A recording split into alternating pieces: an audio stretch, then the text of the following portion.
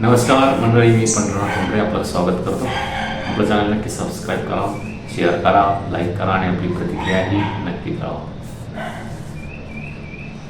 उद्धव ठाकरे पुन्हा एकदा कामाला लागले का? त्यांचे नुकतेच 6 खासदार फुटले. 6 खासदार जातील का अशी चर्चा अनेक दिवसापासून होती. एकनाथ शिंदे यांनी ऑपरेशन टायगर राबवण्याचं ठरवलं आणि 6 खासदार एकनाथ शिंदे यांच्या गळाला लागले. उद्धव ठाकरे यांना हे अपेक्षित नव्हतं. गेल्या 4 वर्षापूर्वी मूळ शिवसेना फुटून एकनाथ शिंदे यांनी स्वतंत्र गट स्थापन करत भाजपासोबत जाणे पसंत केलं आणि त्यानंतरच्या घडामोडीमध्ये शिवसेना हे नावही एकनाथ शिंदे यांच्याकडे गेलं, धनुष्यबाणही एकनाथ शिंदे यांच्याकडे गेला. त्यामुळे आता उद्धव ठाकरे संपले काय अशी चर्चा सुरू होती. मात्र उद्धव ठाकरे यांना उभाठा नावाने शिवसेना मिळाली, मशाल चिन्हही मिळालं. त्यानंतरच्या लोकसभेच्या निवडणुकीमध्ये उद्धव ठाकरे यांना चांगलं यश मिळालं, भाजपाच्या तुलनेत मोठं यश मिळालं, एकनाथ शिंदे यांच्या तुलनेत मोठं यश मिळालं. त्यामुळे पुन्हा एकदा एकनाथ शिंदे आणि भाजपाच्या गोटात अस्वस्थता आपल्याला पाहायला मिळाली. पुन्हा विधानसभेच्या निवडणुका आल्या आणि या निवडणुकीमध्ये पुन्हा एकदा उद्धव ठाकरे आणि महाविकास आघाडीला चांगलं यश मिळतं आहे का याकडे महाराष्ट्राचं लक्ष होतं. मात्र महायुती सरकारने म्हणजे देवेंद्र फडणवीस, एकनाथ शिंदे आणि अजित पवार यांनी एक लाडकी बहीण योजना विधानसभेच्या तोंडावर महाराष्ट्रामध्ये राबवली आणि या लाडकी बहिणी योजनेच्या माध्यमातून प्रत्येक महिलेच्या खात्यावर जवळपास 7,000 ते 8,000 रुपये टाकण्यात आले आणि त्यानंतर 1,500 रुपये महिना रेग्युलर देण्यात येईल असं आश्वासन महायुती सरकारने दिलं, देवेंद्र फडणवीस सरकारने दिलं, एकनाथ शिंदे सरकारने दिलं.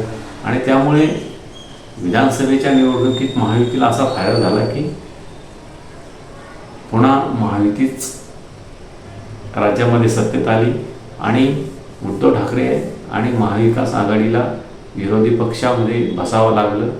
आणि त्यानंतर पुन्हा एकदा उद्धव ठाकरे यांचे आमदार फुटतील का? जे 18-19 आमदार निवडून आले, जे काही 9-10 खासदार निवडून आले, ते फुटतील का अशी चर्चा सुरू झाली. पुन्हा एकदा ऑपरेशन टायगर राबवलं गेलं आणि 6 खासदार अखेर एकनाथ शिंदे यांच्या गळाला लागले. आणि पुन्हा एकदा आमदारांनाही फोडण्याची चर्चा सुरू झालेली आहे. जवळपास 14 आमदार पुन्हा एकदा एकनाथ शिंदे यांच्या गळाला लागतील का अशी चर्चा सुरू झाली. आणि आमदार आपण खेचून असू असंही एकनाथ शिंदे यांच्या गटाकडून बोललं जात आहे. त्यामुळे आता उद्धव ठाकरे यांच्यासमोर काय पर्याय आहे? उद्धव ठाकरे हे महाराष्ट्रात फिरत नाही आहेत, आदित्य ठाकरे फिरत नाही. त्यामुळे आता उद्धव सेनेकडे काही राहिलेलं नाही आहे असा एक आरोप करत त्यांच्यापासून लोक दूर जात आहेत, खासदार आमदार दूर जात आहेत. त्यामुळे उद्धव ठाकरे यांना आता कामाला लागल्याशिवाय पर्याय नाही असं चित्र एकंदरीत महाराष्ट्रामध्ये सुरू झालं आहे. आणि एकनाथ शिंदे तर आपल्या जाहीर भाषणात सांगतात, आपल्यामुळे उद्धव ठाकरे हे कामाला लागलेले आहेत. उद्धव ठाकरे हे खरोखरच कामाला लागले का? त्यांना आपल्या पक्षाच्या अस्तित्वासाठी आता इथून पुढे पुन्हा एकदा संघर्ष करावा लागणार आहे का? जेव्हा सुरुवातीला उद्धव ठाकरे म्हणाले, जेव्हा शिवसेना फुटली तेव्हा उद्धव ठाकरे यांचे स्टेटमेंट आहे की आपल्याला पुन्हा एकदा शून्यातून ईश्वर निर्माण करावे लागणार आहे. जेव्हा बाळासाहेब ठाकरे यांनी जशी शिवसेना सुरू केली तसंच आपल्याला पुन्हा एकदा शून्यातून ईश्वर निर्माण करावं लागणार आहे. आणि त्या दृष्टिकोनातून उद्धव ठाकरे हे कामाला लागलेले होते. मात्र दरम्यानच्या काळात ज्याप्रमाणे मूळ शिवसेना ज्याप्रमाणे लोकांच्या मुद्द्यावर महाराष्ट्रामध्ये रान पेटवत होती किंवा लोकांना मदत करत होती, त्याप्रमाणे उद्धव ठाकरे यांची शिवसेना उभाटा गट हे ॲक्टिव्ह राहिलेले नाही आणि त्यामुळे पुन्हा एकदा हे 6 खासदार यांच्या मनात पुन्हा सुरू झालं, आपल्याला निवडून येण्याची शाश्वती नाही का, एकतर आपलं सरकार नाही, निधी मिळत नाही, पुन्हा येणाऱ्या काळामध्ये आपल्याला पुन्हा 2 वर्षावर निवडणुका आलेल्या आहेत, आपण निवडून येऊ की नाही याची शाश्वती या खासदारांना राहिलेली नाही. आणि एकनाथ शिंदे यांच्यासोबत गेलं तर आपल्याला आर्थिक पाठबळ भेटेल, निधीचं पाठबळ भेटेल असा विचार करून पुन्हा हे 6 खासदार शिंदे यांना जाऊन मिळाले. त्यांच्यावर गद्दारकीचा शिक्का जरी लागला असला तरी ते एकनाथ शिंदे यांच्या गटाला जाऊन मिळाले हे सत्य आहे. आणि आता उद्धव ठाकरे यांच्याकडे लढण्याशिवाय पर्याय राहिलेला नाही, रस्त्यावर उतरल्याशिवाय पर्याय राहिलेला नाही, कामाला लागल्याशिवाय पर्याय राहिलेला नाही. त्यानुसार ते कामाला लागलेले आहेत. काल वाशिम येथे, आज परभणी येथे अशा सभा ते घेत आहेत. ज्या ठिकाणी खासदार त्यांचे फुटलेले आहेत त्यानुसार ते सभा घेतील.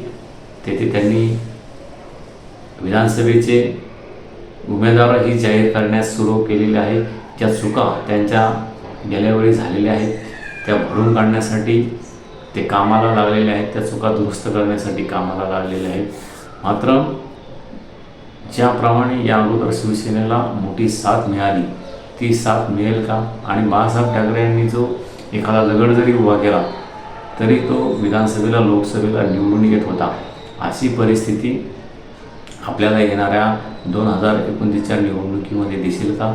उद्धव ठाकरे हे स्वतंत्र लढतील का, की महाविकास आघाडीबरोबरच ते थांबतील आणि त्यांना सोबत एकत्र घेऊन लढतील, हिंदुत्वाच्या मुद्द्यावर लढतील का, हे येणाऱ्या काळात आपल्याला दिसेलच. मात्र उद्धव ठाकरे यांना 16चा नारा परवडणारा आहे.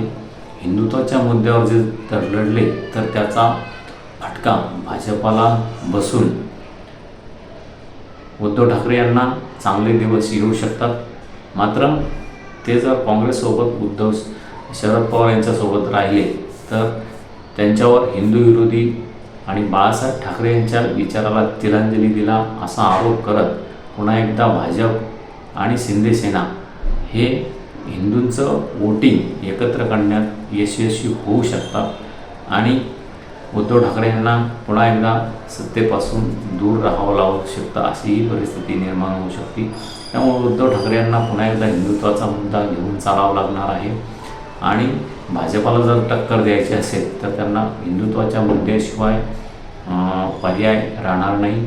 आपण आपली प्रतिक्रिया नक्की कळवा की उद्धव सेनेचे जे घसरण झालेली आहे ती हिंदुत्वाचा मुद्दा सोडला म्हणून झालेली आहे, की उद्धव ठाकरे हे लोकांमध्ये जनतेमध्ये फिरत नाही म्हणून झालेली आहे, की त्यांनी त्यांच्या आमदारांना खासदारांना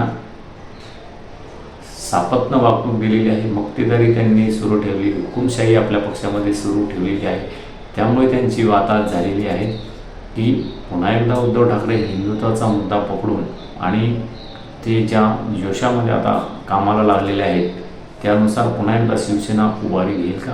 आदित्य ठाकरे ही आपल्या खांद्यावर नवीन शिवसेनेची धुरा सांभाळणार आहेत, ते सक्षम आहेत असे त्यांचे नेते संजय राऊत म्हणतायत. त्यानुसार ते कामाला लागतील का? आणि येत्या 2 ते 3 वर्षात ज्या विधानसभेच्या लोकसभेच्या निवडणुका होत आहेत त्या अनुषंगाने ते पुन्हा एकदा जनतेसमोर जाऊन यश मिळवतील का आणि हिंदुत्वाचा मुद्दा त्यांना पुन्हा तारेल का आणि त्यांनी तो घ्यावा का, या संदर्भात आपली प्रतिक्रिया नक्की कळवा.